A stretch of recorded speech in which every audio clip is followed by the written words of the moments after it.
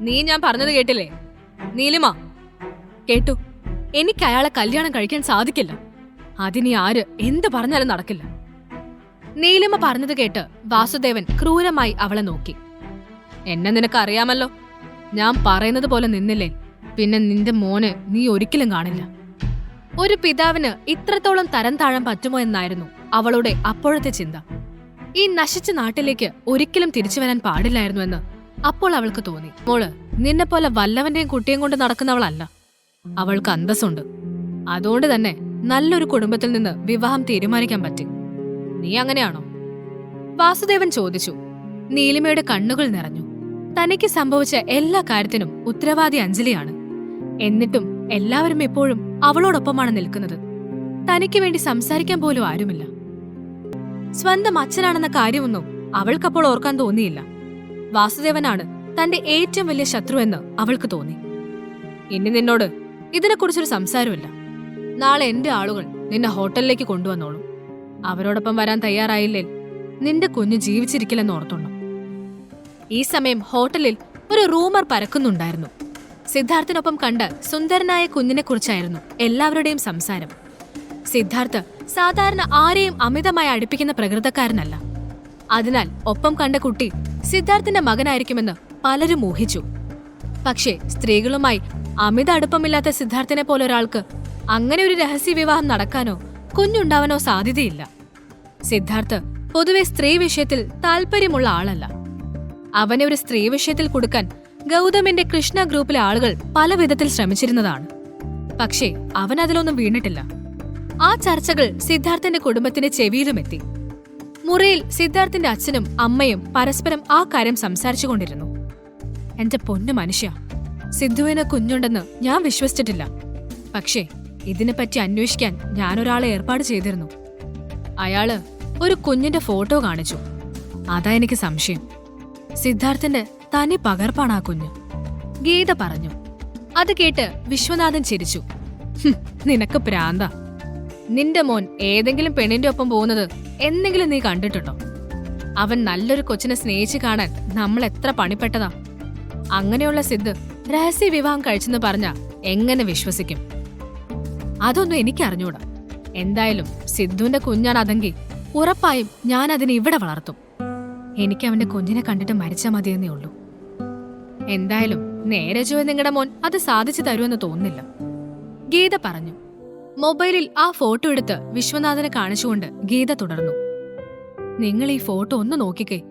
സിദ്ധാർത്ഥ കുഞ്ഞിലിരുന്ന പോലെ തന്നെയല്ലേ ഇവനും? അതാ എനിക്കിത്ര സംശയം. എന്തായാലും നീ ആയിട്ട് ഓരോന്ന് ഊഹിക്കാൻ നിൽക്കണ്ട. സിദ്ധു വരട്ടെ, നമുക്ക് ചോദിക്കാം, വിശ്വനാഥൻ പറഞ്ഞു. ഗീതയുടെ മനസ്സിൽ അപ്പോൾ അശ്വിന്റെ കുഞ്ഞു മുഖം തെളിഞ്ഞു. അത് സിദ്ധാർത്ഥിന്റെ മകൻ തന്നെ ആയിരുന്നുവെങ്കിലെന്ന് ആ അമ്മ വെറുതെ ആഗ്രഹിച്ചിരുന്നു. ഓഫീസിലെ ചെയറിൽ ഇരിക്കുകയായിരുന്നു സിദ്ധാർത്ഥ്. അവന്റെ അരികിലായി അശ്വിൻ ഇരുന്ന് ഐസ്ക്രീം കഴിക്കുകയാണ്. ഓഫീസിലും പുറത്തും അശ്വിൻ തന്റെ മകനാണെന്ന റൂമർ പരക്കുന്നതായി സിദ്ധാർത്ഥും അറിഞ്ഞിരുന്നു. തനിക്ക് ഇത്രയും പ്രശ്നമുണ്ടാക്കി വെച്ചിട്ട് കൂസിലില്ലാതെ അശ്വിൻ ഇരിക്കുന്നത് കണ്ടപ്പോൾ സിദ്ധാർത്ഥിന് അവന്റെ ചെവിക്ക് പിടിച്ചൊരു കിഴുക്ക് വെച്ചു കൊടുക്കാൻ തോന്നി. സിദ്ധാർത്ഥ് ഓഫീസിലേക്ക് ഇറങ്ങിയപ്പോൾ ഒറ്റയ്ക്കിരിക്കാൻ പേടിയാണെന്നും പറഞ്ഞ് അശ്വിൻ കരഞ്ഞതും അതോടെ അവനെയും കൂടി ഓഫീസിലേക്ക് കൊണ്ടുപോരേണ്ടി വന്നതും സിദ്ധാർത്ഥ് ആലോചിച്ചു. ഈ സമയം റിസപ്ഷനിൽ സിദ്ധാർത്ഥിന്റെ അച്ഛനും അമ്മയും എത്തിയിരുന്നു. ഗീത, ഒന്നുകൂടെ നീ ആലോചിക്ക്. ഓഫീസിൽ വെച്ച് പറയേണ്ട കാര്യമാണോ ഇത്? സിദ്ധു വീട്ടിലേക്ക് വന്നിട്ട് പോരെ? വിശ്വനാഥൻ ധൃതിയിൽ നടക്കുന്ന ഭാര്യയെ നോക്കി പറഞ്ഞു. പോരാ, എനിക്കത് അറിഞ്ഞേ പറ്റൂ, ഗീത പറഞ്ഞു. ഓഫീസിൽ അശ്വിന്റെ മുഖം കഴുകിക്കൊടുത്ത് പഴയതുപോലെ അവനെ ചെയറിലിരുത്തിയിട്ട് ജോലിയിൽ മുഴുകുകയായിരുന്നു സിദ്ധാർത്ഥ്. അപ്പോഴാണ് ഗീതയും വിശ്വനാഥനും അവിടേക്ക് കയറി വരുന്നത്. അവരെ കണ്ട സിദ്ധാർത്ഥ് എഴുന്നേറ്റു. ഇതെന്താ പറയാതെ ഇങ്ങോട്ട്? അപ്പോയിന്റ്മെന്റ് എടുത്തിട്ട് വരണോ? പിന്നെ അതല്ല അമ്മേ, പറഞ്ഞിരുന്നേൽ ഞാൻ അങ്ങോട്ട് വന്ന് കാണുമല്ലോ. സിദ്ധാർത്ഥ് അമ്മയെ തണുപ്പിക്കാൻ ശ്രമിച്ചു. ഹുവ്, നിന്റെ തിരക്ക് കഴിഞ്ഞിട്ടല്ലേ? എനിക്കത് പോരാ, ഒരു കാര്യം അറിയണം, അതാ വന്നത്. അശ്വിൻ അവിടെ നിന്നും കുറച്ചു മാറിയാണ് ഇരുന്നത്. അതുകൊണ്ട് ഗീത അതുവരെ അവനെ കണ്ടിരുന്നില്ല. വിശ്വനാഥനും ഗീതയും സിദ്ധാർത്ഥിന്റെ എതിരെയുള്ള കസേരയിലേക്കിരുന്നു. എന്താമ്മേ, എന്തുപറ്റി? സിദ്ധാർത്ഥ് ചോദിച്ചു. ഗീത ഫോണിൽ നിന്ന് ഒരു ഫോട്ടോ എടുത്ത് തുറന്ന് സിദ്ധാർത്ഥിന്റെ നേർക്ക് നീട്ടി. സിദ്ധു, സത്യം പറയണം, ഈ കുട്ടിയേതാ? സിദ്ധാർത്ഥ് ഫോൺ വാങ്ങി നോക്കി. അശ്വിനും താനും ക്യാൻറ്റീനിലിരിക്കുന്ന ഒരു ഫോട്ടോയാണത്. അമ്മയെല്ലാം അറിഞ്ഞു കാണും. ഇനിയിപ്പോ എങ്ങനെ ഇതിന്നൊന്ന് ഊരും? സിദ്ധാർത്ഥ് ചിന്തിച്ചു. നീ എന്താ സിദ്ധു ആലോചിക്കുന്നേ? ഈ കുഞ്ഞ് ആരാണെന്ന് പറ. ഗീത ആവർത്തിച്ചു. വിശ്വനാഥൻ സംസാരിച്ചില്ല. ഭാര്യ അയാൾക്ക് സംസാരിക്കാൻ അവസരം കൊടുത്തതുമില്ല. സിദ്ധാർത്ഥ് അപ്പോൾ അറിയാതെ അശ്വിൻ ഇരിക്കുന്ന ഭാഗത്തേക്ക് നോക്കി. അവനെ കൂടി അവിടെ കണ്ടാൽ അമ്മ ഉറപ്പായും അത് തന്റെ മകനാണെന്ന് വിശ്വസിക്കുമെന്ന് സിദ്ധാർത്ഥിന് തോന്നി. സിദ്ധാർത്ഥിന്റെ നോട്ടം പോയ ദിശയിലേക്ക് ഗീത തിരിഞ്ഞു നോക്കിയപ്പോഴാണ് അശ്വിനെ അവിടെ കാണുന്നത്. ഗീത അമ്പരപ്പോട് ചോദിച്ചു, ഈ കുട്ടിയല്ലേ അത്? ആ സാഹചര്യത്തിൽ എന്ത് പറഞ്ഞാലും അമ്മ വിശ്വസിക്കില്ലെന്ന് സിദ്ധാർത്ഥിന് തോന്നി. സിദ്ധു, ഇനിയെങ്കിലും പറ മോനെ, ഇത് നിന്റെ കുഞ്ഞാണോ? ഗീത ചോദിച്ചു. സിദ്ധാർത്ഥ് മറുപടി പറയാതെ അച്ഛനെ നോക്കി. സിദ്ധു, നീ തുറന്നു പറ, ഞങ്ങൾക്ക് സത്യം അറിഞ്ഞാ മതി, വിശ്വനാഥൻ പറഞ്ഞു. അശ്വിൻ അപ്പോൾ അവരെ നിഷ്കളങ്കമായി നോക്കി. ആ കുഞ്ഞിനെ കണ്ടപ്പോൾ ഗീതയ്ക്ക് വല്ലാത്ത വാത്സല്യം തോന്നുന്നുണ്ടായിരുന്നു. അപ്പോൾ അശ്വിൻ സിദ്ധാർത്ഥിന്റെ അടുത്തേക്ക് ഓടി വന്നു. എന്നിട്ട് ചോദിച്ചു, ഡാഡി, ഇവരൊക്കെ ആരാ? അശ്വിൻ ഡാഡി എന്ന് വിളിച്ചതോടെ ദയനീയമായ ഭാവത്തിൽ സിദ്ധാർത്ഥ് അമ്മയെ നോക്കി. അവരോട് എന്തു പറയണമെന്ന് അവൻ അറിയില്ലായിരുന്നു. സിദ്ധു, നീ അമ്മയോട് പറ മോനെ, ആരേ കുട്ടി? അമ്മേ, അത് ഞാൻ വിശദമായി പിന്നീട് പറയാം. ഇപ്പോ ഓഫീസ് ടൈമിലാണോ ഇമ്മാതിരി ലൂസ് ടോക്സ്? സിദ്ധാർത്ഥ് ഒഴിഞ്ഞു മാറാൻ ശ്രമിച്ചു. അശ്വിന്റെ മുന്നിൽ വെച്ച് വീണ്ടും ഞാൻ നിന്റെ ഡാഡിയല്ലെന്ന് പറയാൻ ആ സമയം സിദ്ധാർത്ഥിന് അല്പം ബുദ്ധിമുട്ട് തോന്നി. സിദ്ധു, ഇത് ലൂസ് ടോക്ക് ആണോ? ഈ കുഞ്ഞ് നിന്നെ അച്ഛ എന്ന് വിളിക്കുന്നു, പക്ഷെ നീ അത് സമ്മതിക്കുന്നില്ല. ഞങ്ങൾ എന്താ മനസ്സിലാക്കണ്ടേ? ഗീത ചോദിച്ചു.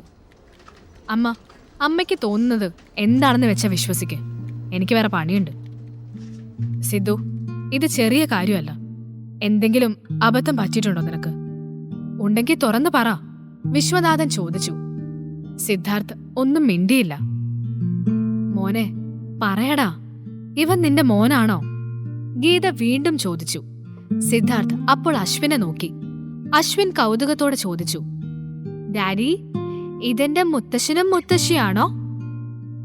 അശ്വിൻ നിഷ്കളങ്കമായി ചോദിച്ചത് കേട്ട് ഗീതയും വിശ്വനാഥനും ആ കുഞ്ഞിനെ അടുത്തേക്ക് വിളിച്ചു.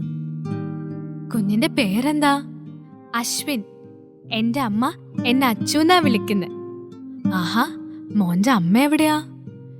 വിശ്വനാഥൻ ചോദിച്ചു. എന്റെ അമ്മ ആരോ പിടിച്ചോണ്ട് പോയി. ഡാഡി പോയി രക്ഷിക്കുമല്ലോ. അത് കേട്ട് ഗീത സിദ്ധാർത്ഥിന്റെ നേർക്ക് നോക്കി. സിദ്ധാർത്ഥ്, ഈ കുഞ്ഞ് നീ അതിന്റെ അച്ഛനാണെന്ന് ഉറച്ചു വിശ്വസിക്കുന്നതിൽ എന്തെങ്കിലും കാര്യം കാണില്ലേ? ഗീത ചോദിച്ചു.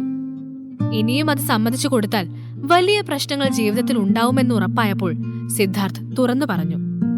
എന്റെ അമ്മേ, ഇതെന്റെ കുഞ്ഞല്ല. ഇവൻ ആദ്യമായി കണ്ടപ്പോൾ മുതൽ എന്നെ ഡാഡി എന്നാ വിളിക്കുന്നത്. എന്നെ നിങ്ങൾക്ക് അറിയാവുന്നതല്ലേ.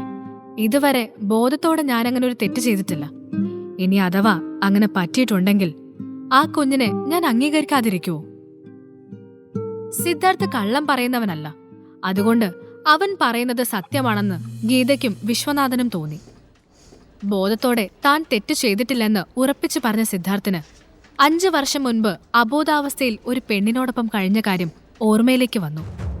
അവൻ പെട്ടെന്ന് അശ്വിനോട് ചോദിച്ചു, അച്ചു, മോൻ എത്ര വയസ്സുണ്ട്? അശ്വിൻ അത് കേട്ട് സിദ്ധാർത്ഥിന്റെ നേർക്ക് നോക്കി. 4 വയസ്സു, അശ്വിൻ പറഞ്ഞു. അത് കേട്ടപ്പോൾ സിദ്ധാർത്ഥിന്റെ മുഖത്ത് എന്തൊക്കെയോ ഭാവങ്ങൾ മിന്നിമറിഞ്ഞു. ഇനിയൊരു പക്ഷേ അവൻ തന്റെ മകൻ തന്നെയാണോ എന്നും അന്ന് തന്റെ കൂടെ ഉണ്ടായിരുന്ന പെൺകുട്ടി നീലിമ ആയിരിക്കുമോ എന്നും അവൻ ചിന്തിച്ചു. ഡേറ്റ് ഓഫ് ബർത്ത് പറഞ്ഞേ? സിദ്ധാർത്ഥ് വീണ്ടും ചോദിച്ചു. ഡിസംബർ 5, അശ്വിൻ പറഞ്ഞു. അത് കേട്ടതോടെ സിദ്ധാർത്ഥ് കണക്ക് കൂട്ടി. അല്ല, അശ്വിൻ തന്റെ മകനല്ല, സിദ്ധാർത്ഥ് മനസ്സിൽ പറഞ്ഞു. പക്ഷേ നീലിമ മാസം തികയാതെയാണ് അവനെ പ്രസവിച്ചതെന്ന കാര്യം അവൻ അറിയില്ലായിരുന്നു. സിദ്ധു, ഈ കുഞ്ഞിന് നിന്റെ മുഖഛായുണ്ട്. അതാ ഞാനങ്ങനൊക്കെ പറഞ്ഞത്. ഗീത സിദ്ധാർത്ഥിന്റെ നേർക്ക് നോക്കി പറഞ്ഞു. അത് എന്താന്ന് അറിയില്ല അമ്മേ. അല്ല, ഇവന്റെ അമ്മയെ കണ്ടുപിടിക്കണ്ടേ? എന്നാലും പാവം കുഞ്ഞ്, അവന്റെ അമ്മയെയും അച്ഛനെയും കാണാൻ എത്ര ആഗ്രഹിക്കുന്നുണ്ടാവും. പിറ്റേന്ന് നീലിമയെ പൂട്ടിയ മുറിയിലേക്ക് ഒരാൾ കടന്നു വന്നു. നീലിമയെ കൂട്ടിക്കൊണ്ടുപോവാൻ വാസുദേവൻ അയച്ച ആളായിരുന്നു അത്. നീലിമയ്ക്ക് തല ഉയർത്തി നോക്കാൻ പോലും ശേഷിയുണ്ടായിരുന്നില്ല. വാസുദേവൻ അയച്ച ആൾ നീലിമയെ അവിടെ നിന്നും ഹോട്ടൽ ബ്ലൂ ലഗൂണിലേക്ക് കൂട്ടിക്കൊണ്ടുപോയി. ആ ഹോട്ടലിൽ നിന്ന് എങ്ങനെയെങ്കിലും രക്ഷപ്പെടാനുള്ള ചിന്തയിൽ നീലിമ അയാൾക്കൊപ്പം ഹാളിലേക്ക് ചെന്നു.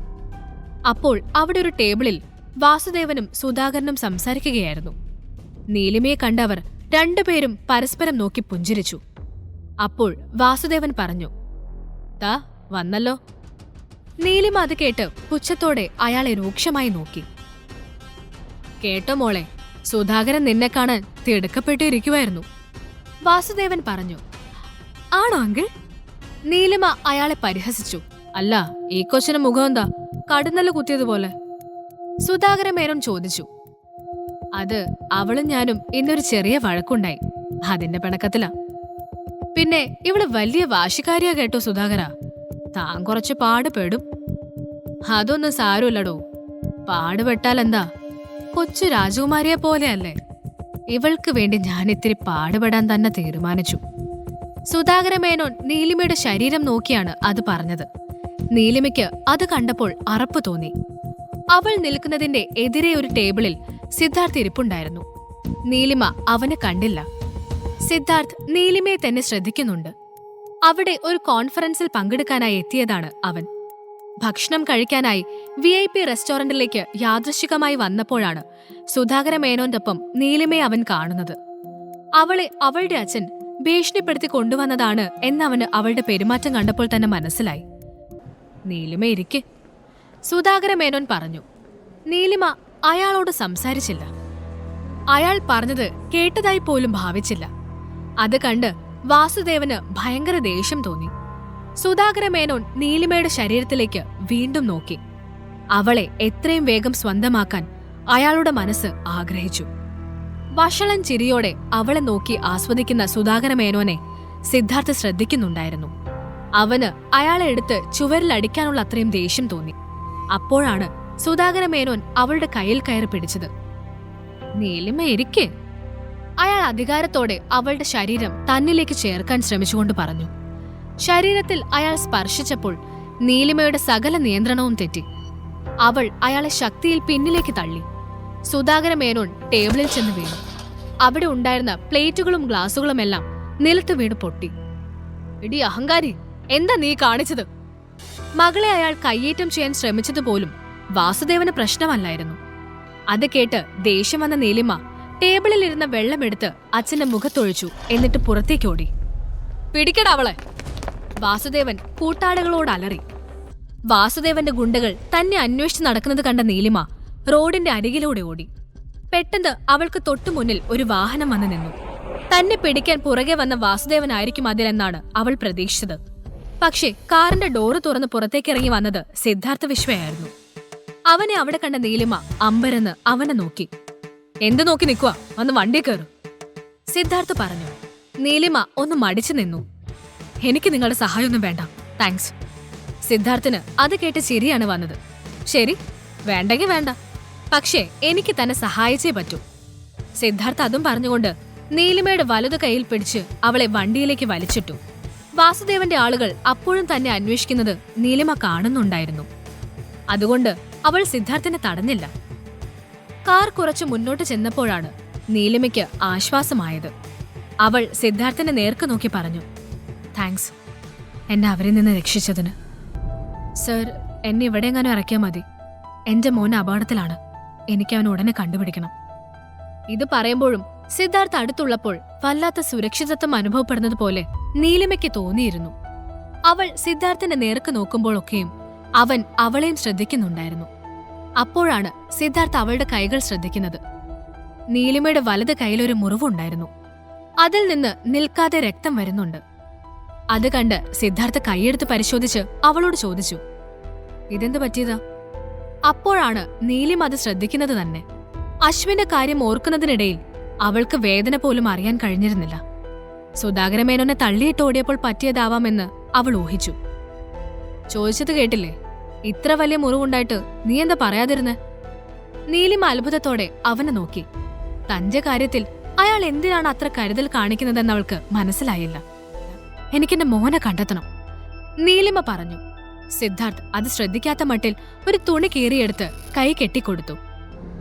ഒന്നും മിണ്ടാതിരിക്കുമെണ്ണേ, ആദ്യം ഹോസ്പിറ്റൽ പോ, എന്നിട്ട് മതി ബാക്കിയൊക്കെ, സിദ്ധാർത്ഥ് പറഞ്ഞു. അശ്വിൻ സുരക്ഷിതമായി അവന്റെ മാതാപിതാക്കൾക്കൊപ്പമുണ്ടെന്ന് മാത്രം സിദ്ധാർത്ഥ് അവളോട് പറഞ്ഞില്ല. അത് പോരാ സർ, എനിക്ക് എന്റെ കാര്യമല്ല വലുത്. എന്റെ കുഞ്ഞ് വല്ലാതെ പേടിക്കുന്നുണ്ടാവും. അത് കേട്ട് അവളോട് സിദ്ധാർത്ഥിന് വല്ലാത്ത ബഹുമാനം തോന്നി. അവൾ അശ്വിനെ ഒരുപാട് സ്നേഹിക്കുന്നുണ്ടെന്ന് അവന് മനസ്സിലായി. നീലിമ ഇരിപ്പുറയ്ക്കാതെ അവനെ നോക്കി. സർ, വണ്ടി നിർത്താൻ പറ, അവൾ ആവർത്തിച്ചു. സിദ്ധാർത്ഥ് അത് കേൾക്കാത്ത മട്ടിൽ സീറ്റിലേക്ക് തല ചായച്ചിട്ട് അവളെ നോക്കി. അത് കണ്ട് നീലിമയ്ക്ക് ദേഷ്യം വന്നു. ഞാൻ നിങ്ങളോടാ പറയുന്നേ, നീലിമ ആവർത്തിച്ചു. അവൻ പെട്ടെന്ന് അവളുടെ മുഖം അവന്റെ കൈകൾ കൊണ്ട് പിടിച്ചു. നീലിമ ആകെ വല്ലാതെയായി. സിദ്ധാർത്ഥന്റെ നോട്ടം നേരിടാൻ കഴിയാതെ അവൾ തല താഴ്ത്തി. അല്പം മുൻപേ സുധാകര മേനോൻ തന്റെ ശരീരത്തിൽ തൊടാൻ ശ്രമിച്ചപ്പോൾ തള്ളിയിട്ടത് അവൾക്ക് ഓർമ്മ വന്നു. പക്ഷേ ഇപ്പോൾ അവൾക്ക് സിദ്ധാർത്ഥിനോട് അങ്ങനെ പെരുമാറാൻ കഴിയുന്നുണ്ടായിരുന്നില്ല. അവളോട് പെട്ടെന്ന് തോന്നിയ എന്തോ ഒരു അടുപ്പത്തിൽ സിദ്ധാർത്ഥ് പെട്ടെന്ന് അവളുടെ ചുണ്ടിൽ ഉമ്മ വെച്ചു. നീലിമ മരവിച്ച് നിന്നുപോയി. അടുത്ത നിമിഷം സിദ്ധാർത്ഥിന് താൻ എന്താണ് കാണിച്ചതെന്ന് ബോധം വന്നു. നിങ്ങൾ എന്തേ കാണിച്ചത്? നീലിമ ദേഷ്യത്തോട് ചോദിച്ചു. നീ സംസാരം നിർത്താൻ വേണ്ടി ചെയ്തതാ, അല്ലാതെ കൊതികൊണ്ടൊന്നുമല്ല. നീലിമ അവനോട് വഴക്കിടാൻ നിന്നില്ല. അപ്പോഴേക്കും അവരുടെ വണ്ടി ഹോസ്പിറ്റലിൽ എത്തിയിരുന്നു. നീലിമ ഹോസ്പിറ്റലിൽ ഇറങ്ങി. മുറിവ് ഡ്രസ് ചെയ്ത് തിരികെ വന്നപ്പോഴും സിദ്ധാർത്ഥ് അവളെ കാത്ത് പുറത്തു നിൽക്കുന്നുണ്ടായിരുന്നു. വാ, വന്ന് വണ്ടി കയറ്. മോനെ വേണമെങ്കിൽ മാത്രം വന്നാ മതി. കേറിയില്ലേൽ പിന്നെ എന്നെയും മോനെയും നോക്കണ്ട. സിദ്ധാർത്ഥ് പറഞ്ഞത് കേട്ട് നീലിമ പതിയെ എഴുന്നേറ്റ് വണ്ടിയിൽ കയറിയിരുന്നു. കാറ് മുന്നോട്ടെടുത്തു. പലവട്ടം നീലിമ ചോദിച്ചിട്ടും അശ്വിൻ എവിടെയാണെന്ന് മാത്രം സിദ്ധാർത്ഥ് പറഞ്ഞില്ല. സിദ്ധാർത്ഥ് സർ, എന്റെ മോൻ എവിടെയാണെന്ന് സത്യമായി നിങ്ങൾക്കറിയാമോ? നീലിമ സിദ്ധാർത്ഥിനോട് ചോദിച്ചു. അവൻ അതിനു മറുപടി പറയാതെ അവളെ ഒന്ന് നോക്കി. അവന്റെ നോട്ടം നീലിമയ്ക്ക് താങ്ങാൻ കഴിയുന്നില്ലായിരുന്നു. അങ്ങനെ അവരുടെ കാർ ഒരു വലിയ റെസിഡൻസ് ഏരിയയിലേക്ക് കയറി. നമ്മളിത് എങ്ങോട്ടാ പോകുന്നേ? സിദ്ധാർത്ഥ് അതിനും മറുപടി പറഞ്ഞില്ല. ഇയാൾക്ക് വല്ലതും മൊഴിഞ്ഞൂടെ? മിണ്ടിയ വയന്ന് മുത്തുപൊഴിയോ? നീലിമ ശബ്ദം താഴ്ത്തി പെറുപെറുത്തു. സിദ്ധാർത്ഥ് അവളുടെ സംസാരവും പ്രവൃത്തിയും എല്ലാം ആസ്വദിക്കുകയായിരുന്നു. അല്ല, നിങ്ങളെന്തിനാ എന്നെ ഇങ്ങോട്ട് കൊണ്ടുവന്നത്? ഇത് നിങ്ങളുടെ വീടാണോ? നീലിമ വെപ്രാളത്തോടെ പലതും ചോദിച്ചു. ഒന്ന് വായടച്ച് മിണ്ടാതിരിക്കാവോ? കാറിൽ കയറിയപ്പോ തൊട്ട് സഹിക്കുവോ? അതെ, ഇയാളോട് എന്നെ സഹിക്കാൻ ഞാൻ പറഞ്ഞില്ലല്ലോ. എന്റെ മോൻ എങ്ങ് കാണിച്ചു തന്നാ ഞാൻ പൊക്കോളാം. അതെ, താൻ എന്തിനാ എന്നെ വീട്ടിലേക്ക് കൊണ്ടുവന്നത്? ഞാൻ അകത്തേക്ക് വരുന്നില്ല. വേറെ വല്ല ഉദ്ദേശമാണെങ്കിൽ അത് മനസ്സിൽ വെച്ചാ മതി, നീലിമ പറഞ്ഞു. നിന്നെ ഇവിടം വരെ കൊണ്ടുവരാൻ അറിയാമെങ്കിൽ വീട്ടിലേക്ക് കയറ്റാനും എനിക്കറിയാം. സിദ്ധാർത്ഥ് അത്രയും പറഞ്ഞിട്ട് അവളുടെ വലത് കൈയിൽ പിടിച്ച് മുന്നോട്ട് നടത്തിച്ചു. നീലിമയ്ക്ക് അവന്റെ ഒപ്പം പോവേണ്ടി വന്നു. അവളുടെ മനസ്സിൽ എന്തോ പേടി തോന്നി തുടങ്ങി. ഇയാള് മറ്റെന്തെങ്കിലും ഉദ്ദേശത്തിലാണോ ഈ സഹായിക്കാൻ ശ്രമിക്കുന്നത്? നീലിമ മനസ്സിൽ ചോദിച്ചു. സിദ്ധാർത്ഥ് അപ്പോൾ നീലിമയെ ശ്രദ്ധിക്കുന്നുണ്ടായിരുന്നു. ഇവളുടെ സ്ഥാനത്ത് ഇവളുടെ അനീതിയുടെ സ്വഭാവമുള്ള വേറെ ഏതെങ്കിലും പെണ്ണായിരുന്നേൽ ഇത്ര വലിയ വീടൊക്കെ കണ്ടാലും മൂക്കും കുത്തി എന്തിനും റെഡിയായേനെ. ഈ പെണ്ണ് വല്ലാത്ത ജനസ് തന്നെയാ, സിദ്ധാർത്ഥ് മനസ്സിൽ ചിന്തിച്ചു. സിദ്ധാർത്ഥ് സർ, എനിക്കെന്റെ മോനെ കണ്ടാ മതി, എന്നെ വിട്ടേക്ക്. നീലിമയുടെ പരിഭ്രമം കണ്ട് സഹികെട്ട സിദ്ധാർത്ഥ് അവളുടെ കയ്യിലെ പിടുത്തം വിട്ടു. അതെ, നീ വിചാരിക്കുന്ന പോലത്തെ ആളൊന്നും അല്ല ഞാൻ. നിന്നെ ഞാൻ പിടിച്ച് വിഴുങ്ങാനും പോകുന്നില്ല. വിശ്വാസമുണ്ടെങ്കിൽ മാത്രം വന്നാ മതി. പിന്നാലെ നീലിമയും ചെന്നു. അവൾക്ക് അമ്പരപ്പ് മാറിയില്ലായിരുന്നു. ബംഗ്ലാവിന്റെ പുറകുവശത്ത് വിശാലമായ പുൽത്തകിടിയുള്ള വലിയ പൂന്തോട്ടമുണ്ടായിരുന്നു. അവിടെ ബോഗൻവില്ല ചെടികൾക്ക് നടുവിലെ ഒരു കസേരയിൽ ഒരു സ്ത്രീ ഇരുന്ന് പത്രം വായിക്കുന്നു. അത് സിദ്ധാർത്ഥിന്റെ അമ്മയാണെന്ന് നീലിമയ്ക്ക് ഒറ്റ നോട്ടത്തിൽ മനസ്സിലായി.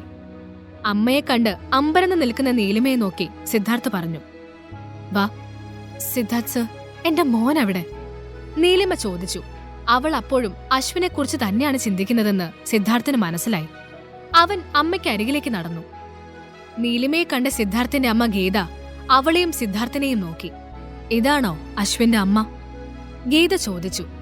മാഡം, എന്റെ മോനെ നിങ്ങൾ കണ്ടോ? നീലിമ വെപ്രാളത്തോടെ അവർക്കരികിലേക്ക് ചെന്നു. ഗീതയ്ക്ക് അവളോട് സഹതാപം തോന്നി. പാവം കുട്ടി, കുഞ്ഞിനെ കാണാതെ വല്ലാതെ ഭയന്ന് കാണും. ഗീത മനസ്സിൽ പറഞ്ഞു. മോളെ വിഷമിക്കണ്ട, അവനിവിടെ കളിക്കുന്നുണ്ട്. ഗീത ഗാർഡന്റെ മറ്റൊരു വശത്തേക്ക് ചൂണ്ടി പറഞ്ഞു. നീലിമ ഉടനെ സിദ്ധാർത്ഥിനെ മറികടന്ന് അവിടേക്ക് ഓടിപ്പോയി. അത് കണ്ട ഗീത സിദ്ധാർത്ഥിന്റെ നേർക്ക് നോക്കി പറഞ്ഞു, ഈ കുട്ടിയെ എങ്ങനെയാണോ എന്തോ ആ വീട്ടുകാർക്ക് ദ്രോഹിക്കാൻ തോന്നിയേ. അതൊരു പാവം കൊച്ചാണല്ലോ സിദ്ധു. അപ്പോൾ റോസാപ്പൂക്കൾക്കിടയിൽ കളിച്ചുകൊണ്ടിരിക്കുകയായിരുന്നു അശ്വിൻ. നീലിമ അവന്റെ അരികിലേക്ക് ഓടിച്ചെന്നു. അച്ചൂട്ടാ! നീലിമ കിതച്ചുകൊണ്ട് വിളിച്ചു. വിളി കേട്ട അശ്വിൻ തിരിഞ്ഞു നോക്കി. പിറകിൽ അമ്മയെ കണ്ട അവൻ ഓടിവന്ന് അവളെ കെട്ടിപ്പിടിച്ചു. അമ്മാ! അശ്വിൻ അവളുടെ കവിളിൽ ഉമ്മ വെച്ചുകൊണ്ട് വിളിച്ചു. അച്ചു, മോനെ അവരെ ഉപദ്രവിച്ചോ? നീലിമ ചോദിച്ചു. ഇല്ലമ്മ, അപ്പോഴേക്ക് ഡാഡി വന്നെന്നെ രക്ഷിച്ചില്ലേ. താൻ കാരണം ഒരു തെറ്റും ചെയ്യാത്ത തന്റെ മകൻ എന്തൊക്കെ കാര്യങ്ങളിലാണ് ഉൾപ്പെട്ടുകൊണ്ടിരിക്കുന്നതെന്നോർത്തപ്പോൾ അവളുടെ നെഞ്ചു നീറി. നീലിമ കരയുന്നത് കണ്ട് സിദ്ധാർത്ഥ് അമ്മയോടൊപ്പം അവിടേക്ക് വന്നു. സിദ്ധാർത്ഥിന്റെ അമ്മ നീലിമയുടെ അരികിൽ ചെന്നു. എന്നിട്ട് പറഞ്ഞു, മോളെന്തിനാ കരയുന്നേ? അച്ചൂട്ടനെ കിട്ടിയില്ലേ? പിന്നെന്താ? ഗീത ചോദിച്ചത് കേട്ട് നീലിമ കണ്ണ് തുടച്ചിട്ട് അവരെ നോക്കി. മാഡം, നന്ദിയുണ്ട് എന്റെ മോനെ രക്ഷിച്ചതിന്. അല്ല മോളെ, മോളിനെ എങ്ങോട്ട് പോവും? വീട്ടിൽ ചെന്നാ അയാളെ പിന്നെയും പിടിച്ചോണ്ട് പോവില്ലേ? ഗീത ചോദിച്ചു. ഇല്ല മാഡം, ഇന്നവിടെ മുത്തശ്ശി മാത്രമേ കാണൂ. നാളെ രാവിലെയുള്ള ഫ്ലൈറ്റില് ഞങ്ങൾ ഓസ്ട്രേലിയയിലേക്ക് തിരിച്ചു പോവാം. അതുവരെ മുത്തശ്ശിക്കൊപ്പം നിൽക്കാമെന്ന് കരുതി. നീലിമ പറഞ്ഞു. അത് കേട്ട് സിദ്ധാർത്ഥിന്റെ മനസ്സിൽ അവൻ പോലും അറിയാതെ എന്തൊരു വിഷമം തോന്നിത്തുടങ്ങി. അവളോടും അശ്വിനോടും അവിടെ താമസിക്കാൻ പറഞ്ഞാലോ എന്ന് വരെ ഗീത ആലോചിച്ചു. അച്ചു, നമുക്ക് പോയാലോ? നീലിമ ചോദിച്ചു. അമ്മ, അപ്പൊ നമ്മള് ഡാഡിയെയും ഗ്രാൻഡ്മയും കൂട്ടാതെയാണോ പോകുന്നത്? അശ്വിൻ ചോദിച്ചത് കേട്ട് ഗീതയുടെ മനസ്സ് വിങ്ങി. അവൻ സിദ്ധാർത്ഥിന്റെ മകൻ തന്നെയായിരുന്നുവെങ്കിലെന്ന് അവർ മനസ്സിൽ ആഗ്രഹിച്ചു. നീലിമ ആകെ വല്ലാതെയായി. ഡാഡിയുടെ കൂടെയല്ലേ നമ്മൾ താമസിക്കേണ്ടതമ്മ? നീലിമയെ നോക്കി അശ്വിൻ ചോദിച്ചു. ദേ അച്ചു, എനിക്ക് ദേഷ്യം വരുന്നുണ്ടേ. നീ വരുന്നുണ്ടേ വാ. അമ്മയുടെ കൈ എങ്ങനെയാ മുറിഞ്ഞേ? അശ്വിൻ കുഞ്ഞു കൈകൊണ്ട് അവളുടെ കൈ തടവിക്കൊണ്ട് ചോദിച്ചു. അത് വരുന്ന വഴിക്ക് മുറിഞ്ഞതാ പൊന്നെ. നീലിമ മകനെ ചേർത്ത് പിടിച്ചിട്ട് പറഞ്ഞു. നമുക്ക് പോവാ അച്ചു. അവളുടെ മുഖത്ത് സങ്കടം ശ്രദ്ധിച്ച അശ്വിൻ ഉടനെ സിദ്ധാർത്ഥിന്റെ നേർക്ക് നോക്കി പറഞ്ഞു. ഡാഡി, ഞാൻ അമ്മയുടെ ഒപ്പം പോകുക. അമ്മയ്ക്ക് ഞാനല്ലേ ഉള്ളൂ. ഡാഡിക്ക് ഗ്രാൻഡ്മായും ഗ്രാൻഡ്പായും ഒക്കെ ഉണ്ടല്ലോ. ആ കുഞ്ഞ് ബുദ്ധിപൂർവ്വം സംസാരിക്കുന്നത് കേട്ട് ഗീതയ്ക്ക് അത്ഭുതം തോന്നി. ഒരു 4 വയസ്സുകാരൻ സംസാരിക്കുന്ന രീതിയല്ലായിരുന്നു അശ്വിന്. അവൻ ഇത്ര ചെറുപ്പത്തിൽ തന്നെ അമ്മയുടെ വിഷമങ്ങൾ മനസ്സിലാക്കി പെരുമാറുന്നുണ്ട്. സിദ്ധാർത്ഥിന് അശ്വിനെ എടുത്തൊരു ഉമ്മ കൊടുക്കാൻ തോന്നി. പക്ഷേ നീലിമയ്ക്ക് മുന്നിൽ തനിക്കുള്ള ഇമേജ് പോവുമെന്ന് ഓർത്തപ്പോൾ അവൻ സ്വയം വിലക്കി. മാഡം, ഞങ്ങൾ ഇറങ്ങുക. മോളെ എന്തെങ്കിലും ആവശ്യം വന്നാ അറിയിക്കാൻ മറക്കരുത്, ഗീത പറഞ്ഞു. നീലിമ അത് കേട്ട് തലയാട്ടി. സത്യത്തിൽ ഗീതയ്ക്ക് അവരെ പോവാൻ അനുവദിക്കാൻ മനസ്സ് വരുന്നില്ലായിരുന്നു. നീലിമ അവിടെ നിന്നും നേരെ മാധവിയും വീട്ടിലേക്ക് ചെന്നു. അവൾ ചെല്ലുമ്പോൾ മുത്തശ്ശി മാധവി മുറിയിൽ കിടക്കുകയായിരുന്നു. അശ്വിൻ മുറിയിലേക്ക് കയറിയപ്പോൾ മാധവി എഴുന്നേറ്റ് നിവർന്നിരുന്നു. എന്നിട്ട് അവനെ എടുത്ത് മടിയിൽ വെച്ചു. അച്ചു, മോൻ പേടിച്ചു പോയോ? മാധവി വാത്സല്യത്തോടെ കുഞ്ഞിന്റെ നെറുകയിൽ തലോടിക്കൊണ്ട് ചോദിച്ചു. ഇല്ല, സാരമില്ല, അശ്വിൻ പറഞ്ഞു. ഇത് കണ്ട് നീലിമയുടെ കണ്ണ് നിറഞ്ഞു. മുത്തശ്ശിക്ക് അശ്വിനോട് ഭയങ്കര സ്നേഹമാണ്.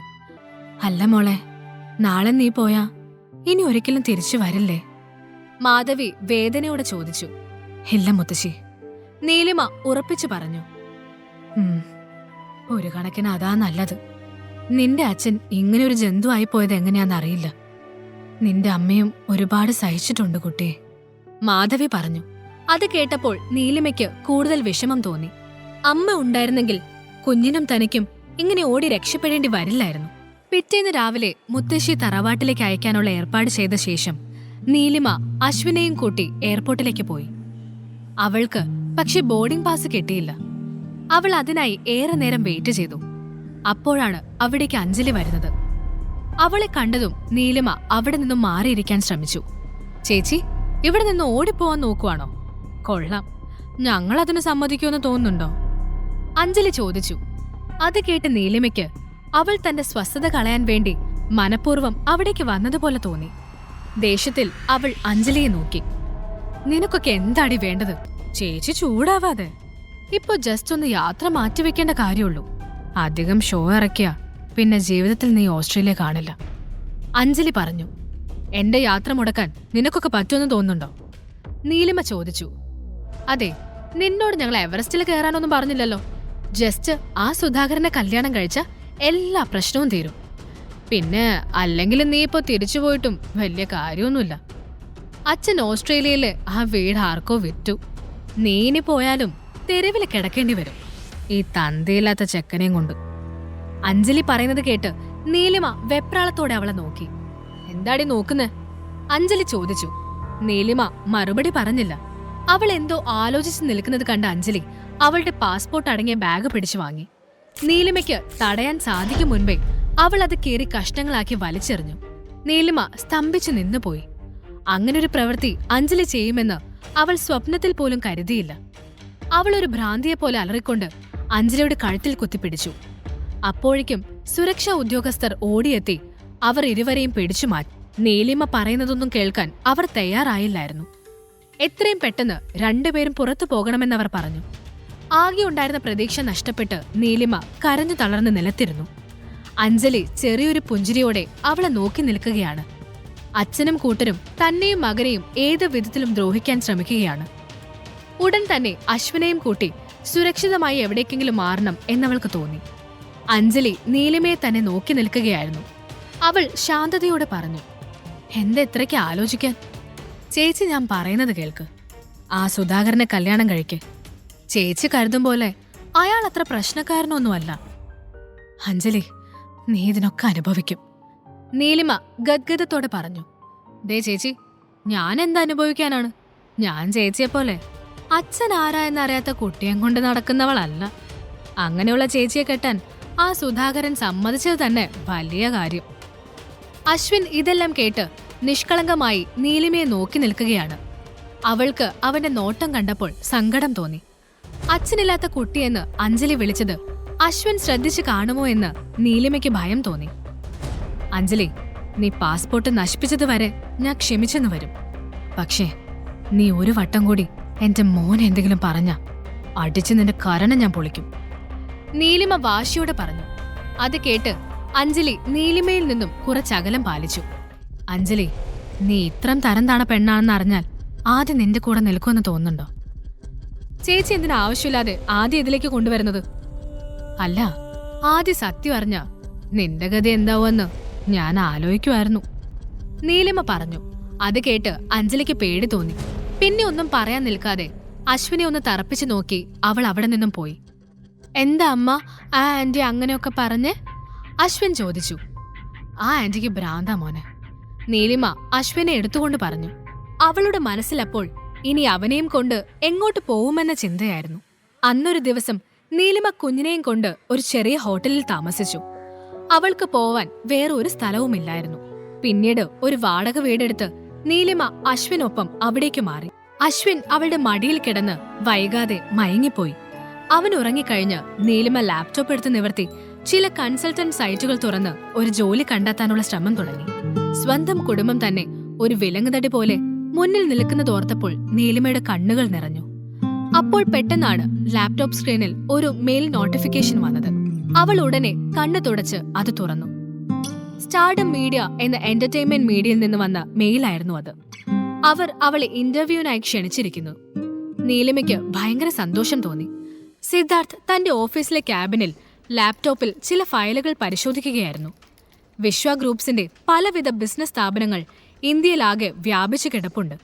അതിന്റെയെല്ലാം കൃത്യമായ മേൽനോട്ടം വഹിക്കാൻ സിദ്ധാർത്ഥിന് പലപ്പോഴും തിരക്കുകൾ കാരണം കഴിയാറില്ല. ഓരോ വെർച്വൽ ഫയലുകളും മറിച്ചു നോക്കുന്നതിന്റെ ഇടയിലാണ് സിദ്ധാർത്ഥ് ഒരു കാര്യം ശ്രദ്ധിക്കുന്നത്. അവൻ ഉടനെ കമ്പനിയിലെ ഒരു സ്റ്റാഫിനെ ക്യാബിനിലേക്ക് വിളിച്ചു. അയാൾ അകത്തേക്ക് വന്നപ്പോൾ സിദ്ധാർത്ഥ് ചോദിച്ചു, ഇതെന്താ ഈ സ്റ്റാർഡം മീഡിയയിൽ ഇത്ര വലിയ ക്രമക്കേട് നടന്നിട്ട് എന്നെ അറിയിക്കാതിരുന്നത്? സിദ്ധാർത്ഥ് ചോദിച്ചത് കേട്ട് സ്റ്റാഫ് ഒന്ന് പതറി.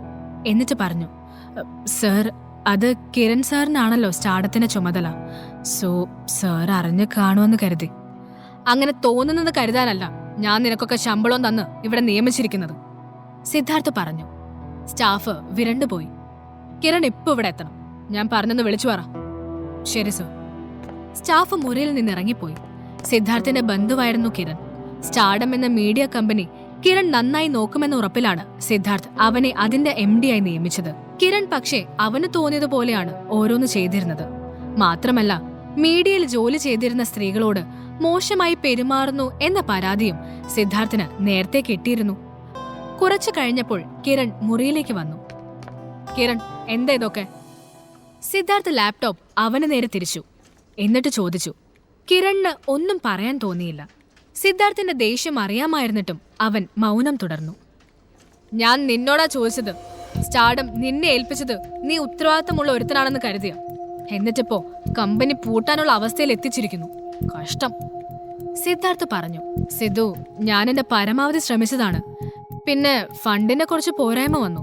ചില സ്റ്റാഫുകൾ ജോലി വിട്ടുപോയി. അതൊക്കെയാണ് കമ്പനി തകരാൻ കാരണം. കിരൺ കൂസലില്ലാതെ പറഞ്ഞു. കിരൺ, ഫണ്ടിന്റെ കാര്യമൊന്നും നീ എന്നെ പഠിപ്പിക്കണ്ട. ആ കമ്പനിക്ക് മാസം മാസം ഫണ്ട് അയച്ചു തരുന്നതിന്റെ രേഖകൾ ദേ ഇതിലുണ്ട്. നീ അതിന് കണക്ക് പറഞ്ഞേ പറ്റൂ. പിന്നെ സ്റ്റാഫുകൾ പോയത് ഫണ്ടിന്റെ പ്രശ്നം കൊണ്ടല്ല. കാരണം ഞാൻ പറയണ്ടല്ലോ. സിദ്ധാർത്ഥ് രൂക്ഷമായി കിരണിനെ നോക്കി ചോദിച്ചു. അവന്റെ ചോദ്യത്തിൽ കിരൺ ചൂളിപ്പോയി. സിദ്ധു, ഞാൻ... കിരൺ എന്തോ പറയാൻ ശ്രമിച്ചു. മതി, ഇനി നിന്നെ അതിന്റെ പരിസരത്ത് കണ്ടുവരുത്. Get lost. സിദ്ധാർത്ഥ് ദേഷ്യത്തോടെ പറഞ്ഞു. സിദ്ധു പ്ലീസ്, ഇനി അങ്ങനെ ഉണ്ടാവില്ല, ഉറപ്പാണ്. എനിക്കൊരു ചാൻസ് തരണം. കിരൺ പറഞ്ഞു.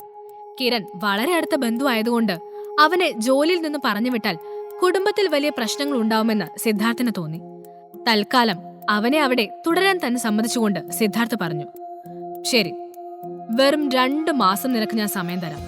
അപ്പോഴേക്ക് കമ്പനിയെ പഴയ നിലയിൽ എത്തിക്കണം. അത് നിന്റെ മാത്രം ഉത്തരവാദിത്വമാണ്. സിദ്ധാർത്ഥ് പറഞ്ഞത് കേട്ട് കിരണിന് ദേഷ്യം വന്നുവെങ്കിലും സിദ്ധാർത്ഥിനെ കൂടുതൽ വെറുപ്പിക്കാതെ ഇരിക്കുന്നതാണ് ബുദ്ധിയെന്ന് അവൻ ചിന്തിച്ചു. ശരി. കിരൺ അത്രമാത്രം പറഞ്ഞിട്ട് ക്യാബിനിൽ നിന്ന് ഇറങ്ങിപ്പോയി. കിരൺ ഇറങ്ങിയപ്പോൾ സിദ്ധാർത്ഥ് സ്റ്റാഫിനെ വീണ്ടും അകത്തേക്ക് വിളിച്ചു. എന്നിട്ട് പറഞ്ഞു, ഇവന്റെ മേലൊരു കണ്ണു വേണം. കമ്പനിയുടെ ഇനിയുള്ള എല്ലാ ട്രാൻസാക്ഷൻസും നിയമനവും എല്ലാം ഞാൻ അറിഞ്ഞിരിക്കണം. അത് തന്റെ ഡ്യൂട്ടിയാ. ക്ലിയർ? Yes sir. സർ, ഇന്നൊരു കുട്ടി ജോലിക്ക് അപ്ലൈ ചെയ്തിരുന്നു. ഓസ്ട്രേലിയയിൽ മീഡിയ ഫീൽഡിൽ വർക്ക് ചെയ്ത് എക്സ്പീരിയൻസ് ഒക്കെ ഉണ്ട്. സ്റ്റാഫ് പറഞ്ഞു. ഓസ്ട്രേലിയ എന്ന് കേട്ടപ്പോൾ സിദ്ധാർത്ഥ് പെട്ടെന്ന് നീലിമയെ ഓർത്തു. സർ, ഇത് ആ കുട്ടിയുടെ CV ആണ്. ഒരു നീലിമ. സ്റ്റാഫ് ലാപ്ടോപ്പിൽ CV ഫയൽ അയാൾക്ക് കാണിച്ചുകൊണ്ട് പറഞ്ഞു. സിദ്ധാർത്ഥ് CVയിലെ ഫോട്ടോയിലേക്കാണ് ആദ്യം ശ്രദ്ധിച്ചത്. CVയിലെ ഫോട്ടോയിൽ നീലിമ ചിരിച്ചു നിൽക്കുന്നുണ്ട്. തിരിച്ചു പോകുന്നു എന്നൊക്കെ എന്നോട് കള്ളം പറഞ്ഞാണോ നീ? അവൻ മനസ്സിൽ ചോദിച്ചു. അവന്റെ മുഖം മാറുന്നത് സ്റ്റാഫ് ശ്രദ്ധിച്ചിരുന്നു. എന്തുപറ്റി സർ? ഏയ് നത്തിങ്. ഈ കുട്ടിയെ അപ്പൊ സെലക്ട് ചെയ്യട്ടെ? അയാൾ ചോദിച്ചു. കഴിവുണ്ടെന്ന് തോന്നിയാ എടുത്തേക്ക്, സിദ്ധാർത്ഥ് പറഞ്ഞു. സ്റ്റാഫ് ക്യാബിനിൽ നിന്ന് ഇറങ്ങിപ്പോയി. സിദ്ധാർത്ഥ് ലാപ്ടോപ്പിലെ മറ്റു ഫയലുകൾ നോക്കി ശ്രദ്ധ മാറ്റാൻ ശ്രമിച്ചു. സ്റ്റാർഡം മീഡിയയിൽ ഇന്റർവ്യൂവിന് ക്ഷണം കിട്ടിയ സന്തോഷത്തിലായിരുന്നു അവൾ. അശ്വിനും അവൾക്കും വേണ്ടി ഓരോ ജ്യൂസ് ഓർഡർ ചെയ്തിട്ട് ഫുഡിനായി വെയിറ്റ് ചെയ്യുമ്പോൾ അഞ്ജലി അവിടേക്ക് വന്നു. ഒപ്പം ആദിയുമുണ്ട്. അവരെ കണ്ടപ്പോൾ നീലിമ മുഖം തിരിച്ചു കളഞ്ഞു. എന്തായി? ഞാൻ പറഞ്ഞ കാര്യം ചേച്ചി ആലോചിച്ചോ? യാതൊരു മുഖവുരയുമില്ലാതെ അഞ്ജലി ചോദിച്ചു. നിന്നെ എന്റെ മുന്നിൽ കണ്ടുപോരുതെന്ന് ഞാനും പറഞ്ഞല്ലേ? നീലിമ ചോദിച്ചു. എന്താ ചേച്ചി ഇങ്ങനെയൊക്കെ പറയുന്നേ? ഞാൻ ചേച്ചിയുടെ നല്ലതല്ലേ ആഗ്രഹിക്കുന്നുള്ളൂ. മതിയടി അഭിനയിച്ചത്. നീലിമ ടേബിളിൽ നിന്ന് എഴുന്നേറ്റു. ഓ, പുതിയ ജോലിയൊക്കെ ആവുന്നതിന്റെ അഹങ്കാരമായിരിക്കും. ഞങ്ങള് വിചാരിച്ചാ അതില്ലാതാക്കാനും പറ്റും. അത് മറക്കണ്ട. അത് കേട്ട് നീലിമ അവൾ എങ്ങനെ അതൊക്കെ അറിഞ്ഞെന്ന് ആലോചിച്ചു. അഞ്ജലി അതില്ലാതെയാക്കാൻ ശ്രമിക്കുമെന്ന് നീലിമയ്ക്ക് ഭയം തോന്നി. അഞ്ജലിയും ആദിയും പുച്ഛത്തോടെ അപ്പോഴും അവളെ നോക്കി നിൽക്കുകയായിരുന്നു. ചേച്ചി, ആ സുധാകരന് ചേച്ചിയെ ഭയങ്കര ഇഷ്ടമാണ്. അതുകൊണ്ടാ ഞാൻ ഈ കാര്യത്തിൽ ചേച്ചിയെ നിർബന്ധിക്കുന്നേ.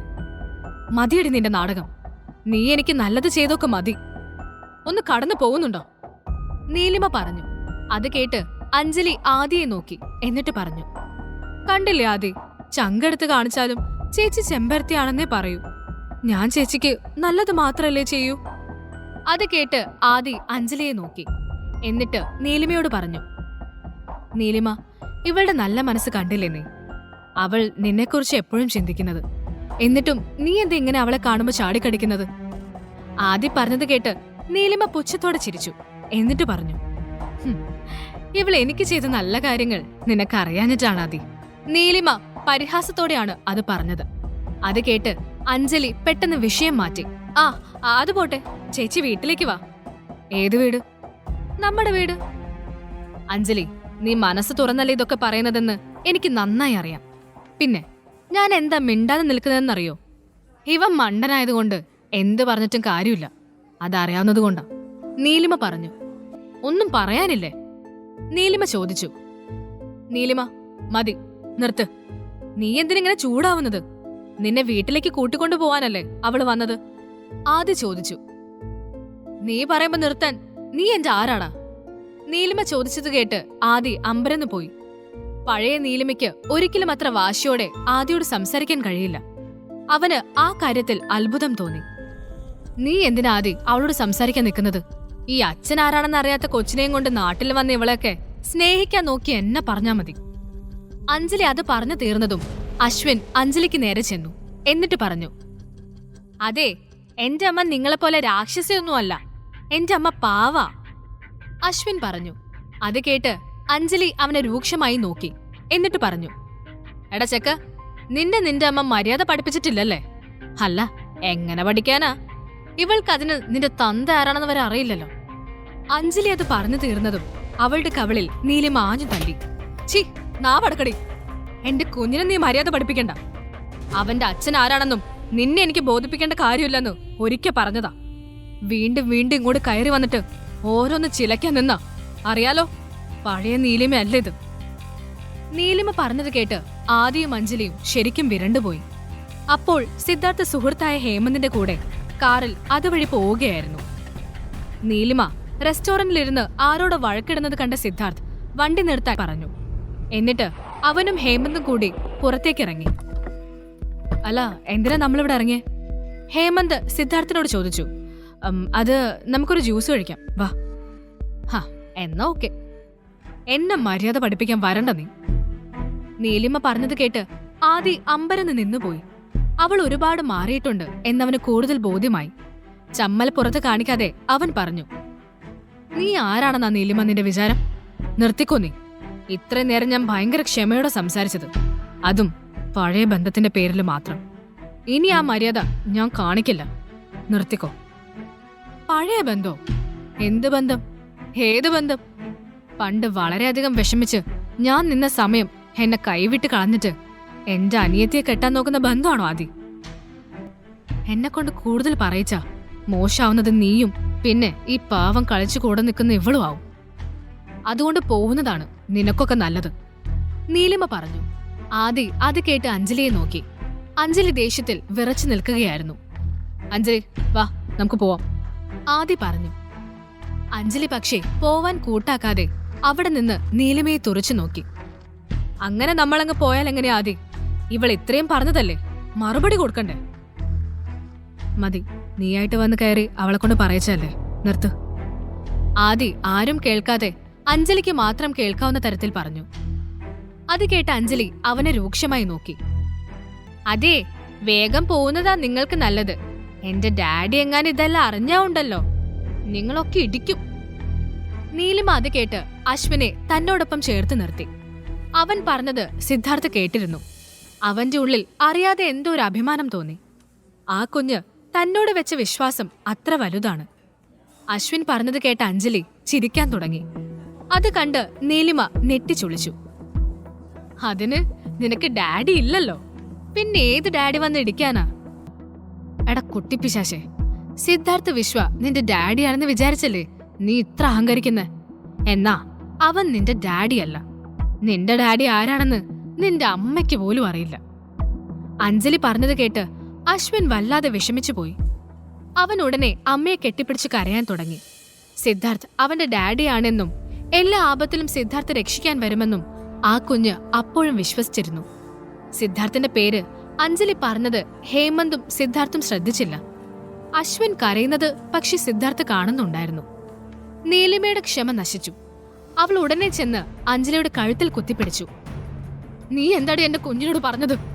നീ ഇനി ജീവിച്ചിരിക്കണ്ട, കൊന്നു കളയും നിന്നെ ഞാൻ. നീലിമ അഞ്ജലിയെ ശ്വാസം മുട്ടിച്ചുകൊണ്ട് പറഞ്ഞു. അത് കണ്ട ആദി അവളെ തടയാൻ ശ്രമിച്ച് മുന്നോട്ട് വന്നു. പക്ഷേ നീലിമ കൈമാറ്റിയില്ല. അഞ്ജലി ശ്വാസം കിട്ടാതെ പിടഞ്ഞു.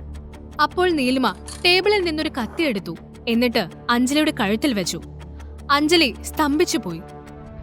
നീലിമ അഞ്ജലിയുടെ കഴുത്തിൽ വെച്ച കത്തിയെടുത്ത് മാറ്റാതെ വാശിയോടെ നിൽക്കുന്നത് കണ്ടുകൊണ്ടാണ് ഒരു പോലീസ് ഉദ്യോഗസ്ഥൻ അവിടേക്ക് വരുന്നത്. മാഡം, എന്തായി കാണിക്കുന്നത്? പോലീസ് ഉദ്യോഗസ്ഥൻ ചോദിച്ചു. സർ, ഇവൾ എന്റെ മോനോട് മോശമായി പെരുമാറി, അതുകൊണ്ട് അവൻ കരയുന്നത്. ഇവൾ അവനോട് സോറി പറയാതെ ഞാൻ കത്തി മാറ്റില്ല, നീലിമ പറഞ്ഞു. പോലീസ് ഉദ്യോഗസ്ഥൻ നീലിമയെയും അവളുടെ അടുത്ത് നിന്ന് കരയുന്ന അശ്വിനെയും നോക്കി. അപ്പോൾ അഞ്ജലി പറഞ്ഞു, അയ്യോ സർ, ഇവള് നുണയാ പറയുന്നത്. ഞാനൊന്നും ചെയ്തില്ല. ഇവളെ ഇങ്ങോട്ട് വന്ന് വഴക്കിട്ടത്. എടോ, അവളോട് സംസാരിച്ച് നിൽക്കാതെ അറസ്റ്റ് ചെയ്തുകൊണ്ട് പോവാൻ നോക്ക്, അഞ്ജലി പറഞ്ഞു. അത് കേട്ട് പോലീസ് നീലിമയ്ക്ക് അടുത്തേക്ക് വന്ന് അവളെ ബലമായി പിടിച്ചുകൊണ്ട് പോവാൻ ശ്രമിച്ചു. അപ്പോ പോലീസ് ഉദ്യോഗസ്ഥന്റെ ദേഹത്ത് ആരോ പിറകിൽ നിന്ന് കൈവച്ചു. അയാൾ തിരിഞ്ഞു നോക്കി. അത് ഹേമന്ത് ആയിരുന്നു. സർ, എന്താ ഇവിടെ? ഹേമന്തിനെ കണ്ട ഉടനെ പോലീസ് ഉദ്യോഗസ്ഥൻ സദാശിവൻ ഭവ്യതയോട് ചോദിച്ചു. അയാൾക്ക് ഹേമന്തിനെ മുൻപേ അറിയാമായിരുന്നു. അതല്ലല്ലോ ഇവിടുത്തെ പ്രശ്നം സദാശിവ. അല്ല സർ, ഈ കുട്ടി... സദാശിവൻ നീലിമയെ ചൂണ്ടി എന്തോ പറയാൻ ശ്രമിച്ചു. നീലിമ അയാൾ എന്താണ് പറയാൻ പോകുന്നതെന്ന് നോക്കി നിൽക്കുകയായിരുന്നു. ഈ കുട്ടിയല്ല തെറ്റ് ചെയ്തത്. ദേ, ഈ നിൽക്കുന്ന ഇവളും ഇവനുമാ. ഹേമന്ത് ആദിയും അഞ്ജലിയെയും നോക്കി പറഞ്ഞു. ഈ പെണ്ണ് ഈ കുട്ടി അങ്ങോട്ട് കയറി ഓരോന്ന് പറഞ്ഞ് വഴക്കിന് ചെന്നതാ. സംശയമുണ്ടേല് സദാശിവന് CCTV ചെക്ക് ചെയ്യാം. ഏയ് വേണ്ട സർ, സാറ് പറഞ്ഞ എനിക്ക് വിശ്വാസമാണ്, പോലീസ് ഉദ്യോഗസ്ഥൻ പറഞ്ഞു. എന്നിട്ട് അവർ ഉടനെ അവിടെ നിന്ന് പോയി. അഞ്ജലിയുടെ മുഖം ദേഷ്യം കൊണ്ട് തുടുത്തു. നീ ഏതാടാ ഇവൾക്ക് വക്കാലത്ത് പറയാൻ? ഞാൻ ആരെങ്കിലും ആയിക്കോട്ടെ, ആ കുഞ്ഞിനോട് മാപ്പ് പറഞ്ഞിട്ട് പോവാൻ നോക്കുവേണേ, ഹേമന്ത് പറഞ്ഞു. മാപ്പ് എന്റെ പട്ടി പറയും. അത് കേട്ട് ഹേമന്ത് ആദ്യം നോക്കി. ഇയാളാണോ കുട്ടിയുടെ പട്ടി? ഹേമന്ത് ചോദിച്ചത് കേട്ട് ആദിയുടെ നിയന്ത്രണം വിട്ടു. ഡോ, സൂക്ഷിച്ച് സംസാരിക്കണം, അവൻ പറഞ്ഞു. മതിയടാ, നിർത്ത് നീ. ഇത്ര നേരം മുന്നിലൊരു അനീതി നടന്നിട്ട് അതിനെതിരെ ഒരു വാക്ക് പോലും പറയാത്ത നിന്നെയൊക്കെ പട്ടിയായി ഉപമിക്കാൻ പറ്റില്ല. അത് ആ നന്ദിയുള്ള മൃഗത്തിന് നാണക്കേടാ. ഹേമന്ത് പറഞ്ഞത് കേട്ട് ആദിക്ക് ഭയങ്കര ദേഷ്യം തോന്നി. അവിടെ ഇനിയും നിന്നാൽ തന്റെ നിയന്ത്രണം വിടുമെന്ന് മനസ്സിലാക്കിയ ആദി അഞ്ജലിയെ നോക്കി. ഹേമന്ത് തുടർന്നു. ഇത്തിരിയെങ്കിലും ഉളുപ്പുണ്ടേൽ മാപ്പ് പറഞ്ഞിട്ട് പോടെ. റെസ്റ്റോറന്റിൽ എല്ലാവരും അവരെ ശ്രദ്ധിക്കുന്നുണ്ടായിരുന്നു. അവിടെ നിന്നും പെട്ടെന്ന് പോവാൻ വേണ്ടി ആദി അഞ്ജലിയെ നോക്കി പറഞ്ഞു. അഞ്ജലി, മാപ്പ് പറയാൻ നോക്ക്. അത് കേട്ട അഞ്ജലി ദേഷ്യത്തോടെ അവനെ നോക്കി. എനിക്ക് മാപ്പ് പറയാൻ പറ്റില്ല. നീലിമ, പ്ലീസ് പറയുന്നത് കേൾക്ക്. അവളെ വിട്. സോറി, ഇവളെ വെറുതെ വിടാൻ പറ്റില്ല. സോറി, ഞാൻ പറയാം. അങ്ങനെയെങ്കിലും പ്രശ്നം നേരട്ടെ. സോറി മോനെ, ആദി അശ്വിനെ നോക്കി പറഞ്ഞു.